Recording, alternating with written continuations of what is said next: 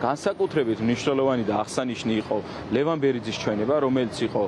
უტყუარი, დამაჯერებელი, არა მხოლოდ სამართლებრივად, არამედ არგუმენტაციით, ემოციურად, მორალურად, ყველანაირად იყო გამართული ლევან ბერიძის ჩვენება და ფიქრობ, რომ ნებისმიერ ობიექტურ ადამიანს დარჩებოდა იმის აღქმა, რომ ლევან ბერიძის ჩვენება არის უტყუარი და ამავდროულად დამაჯერებელი, ვინაიდან არც ერთ ფაქტობრივ გარემოებასთან მიმართებაში მას ტყუილი არ უთქვამს, არც ერთ ფაქტობრივ გარემოებასთან დაკავშირებით მას არსებითად საწინააღმდეგო ჩვენება არ მიუწია სასამართლოსთვის, არც ერთ ფაქტთან მიმართებაში პროკურორს არ მიუღია მისგან ისეთი პასუხი, რაც აღქმევინებდა, რომ თითქოს სასამართლოს არასწორ ინფორმაციას აწვდის, არც ერთ მოსამართლის კითხვაზე ლევან ბერიძეს არ უთქვამს ისეთი ფაქტი, რაც ეჭვის საფუძველს დატოვებდა მოსამართლის თვალში. შესაბამისად, ლევანის ჩვენება იყო გამართული,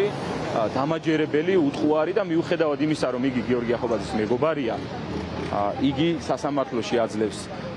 სწორ ინფორმაციას, ამბობს მართალს და ყველა იმ ინფორმაციას, რაც შეესაბამება სიმართლეს. კერძოდ, იმას, რომ გიორგი ახობაძის ჩხრეკაში მონაწილეობას ღებულობდა გაცილებით მეტი პირი, ვიდრე ეს არის 3 ადამიანი და შესაბამისად გიორგი ახობაძის ირგვლივ, მიუხედავად იმისა, რომ იგი რამდენიმე მეტრში იმყოფებოდა გიორგი ახობაძისგან,